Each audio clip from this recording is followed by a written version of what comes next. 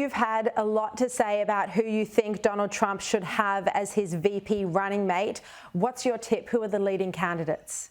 I believe there's such a deep bench of Republican women that I'm strongly advocating that he look at this deep bunch of Republican women, people like Elise Stefanik in the House, people like Kristi Noem, the governor of South Dakota, Blackburn, a senator from Tennessee, Governor Sanders down in Huckabee Sanders down in Arkansas. Even people like MTG in the House, the firebrand MTG. We have, I think, 10 or 12 women. I strongly believe President Trump will pick a woman as his vice president.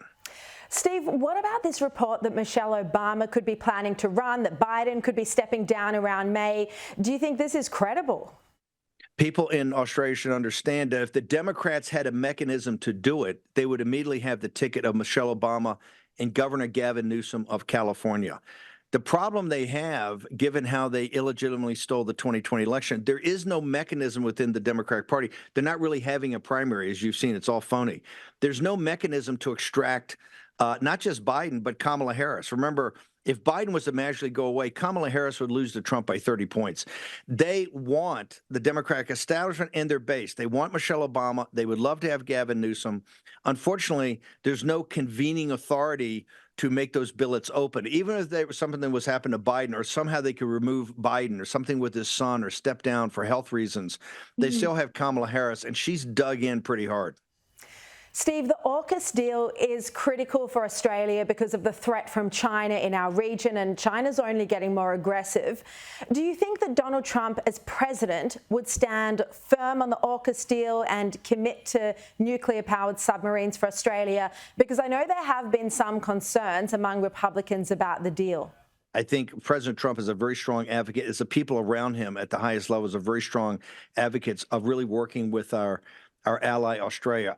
I said a number of years ago we were going to end up in a shooting war in the South China Sea. It's only gotten scarier and scarier and scarier as we go on. This deal has to happen. We have to cement our relationship with Australia. There's no better way to do it than with fast attack submarines, with all the nuclear technology it has and all the great firepower it has. This is absolutely critical to our alliance. I think you'll see President Trump and the senior national security team around him ultimately back this deal. Yes.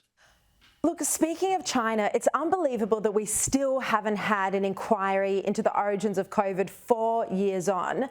Do you think that Donald Trump, if he becomes president, would hold a COVID-19 commission of inquiry so that we can actually find out what research the US was funding and what actually happened in Wuhan? We've got to basically make sure that we have an alliance that can stop the Chinese Communist Party's aggression on every level. It was your really coming on War Room back, I think, in 20 and 21, 22. Also your book that I think initiated so much incredible interest.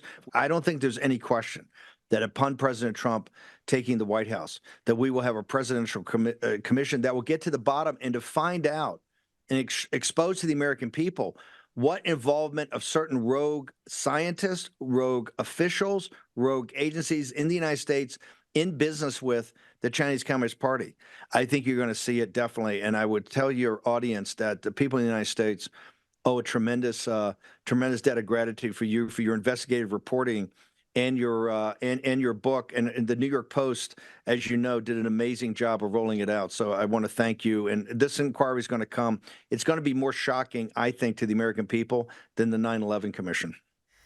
That's so kind, Steve. I really appreciate your generous words. But, you know, we look at the news of Donald Trump. There's multiple criminal cases, civil cases. How's he going to shake these off in the run for the presidency? The only way that they can stop him is what we call lawfare. They're coming at, and just so your audience understands, the criminal cases against him add up to 700 years in prison. 700 years in prison. In New York, in a state court, they're stripping his entire $7 billion property company away from him. They're now on the Supreme Court. We're going to have an argument this week at the Supreme Court about 20 states, Democrat states, want to take him off the ballot so he can't even run in 2024. Lawfare is the only way the Democrats can win. In fact, today, just a few hours ago, we had a historic ruling by the D.C. Appellate Court on immunity. You know, is he immune from being prosecuted for criminal charges on J6? They ruled unanimously that he did not have immunity. The NBC News poll the other day, even NBC said a presidency in peril, talking about Biden. The only way they do it, at the end of the poll, they said, well, there is some good news for Democrats. If Trump is convicted of a federal crime, a felony, he would lose to Biden right now by only 2 points. If President Trump was even convicted of one of these felonies, he would win by, I think, at least 3 to 5 points. This is the reason we're having these huge fights in the Supreme Court. They're trying to quick march this so they actually have a trial on Trump in the summer before Election Day. Well, Steve, is this why Nikki Haley's hanging on? Yes. For your audience, Nikki Haley is hanging in because the donors, remember, there's still 15% or 20% of the Republican Party, the old Republican Party, the Bushes. They believe that if she hangs around, if something happens to Trump legally, she could step up. However, knowing that he's still beating her, what they're trying to do is force her on the ticket as vice president. Remember, I told you a woman would probably be the most attractive draw here. I think she's looking at that. Number two, if she can't get that, she might be Secretary of Defense or somehow force her way in with the donor money. She's raising an incredible amount of money. She just raised $16 million in January, an incredible amount of money, and it's not slowing down. Look, just finally, Kevin Rudd is Australia's ambassador in Washington. He's been critical of Donald Trump in the past. What do you think the relationship will be like with him as our ambassador? Ambassador Rudd should know that we got his number. I mean, Rudd is, for people in the United States, folks in Australia should know, Rudd, puts himself out as the expert in the world on China and the Chinese Communist Party. I think he's been dead wrong so many times. He is trying to worm his way back into the good graces. He's been very critical of President Trump in the past.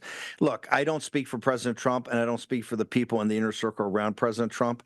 I'm just a lowly newscaster now and podcaster.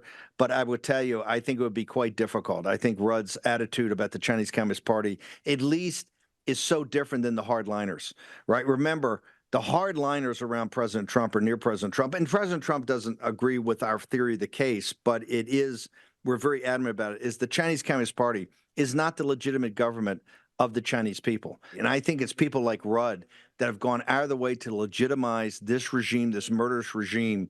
What we fought for in World War II together as allies is still on the table today. And I would hope Ambassador Rudd took it as seriously as the hardline anti-CCP element in the United States. Steve Bannon, always terrific to hear from you. Thank you so much for joining us and hope to have you on the program again soon. Sharri, the audience in the United States loves you. They love the hard-hitting investigative reporting. Keep it up. Love the show.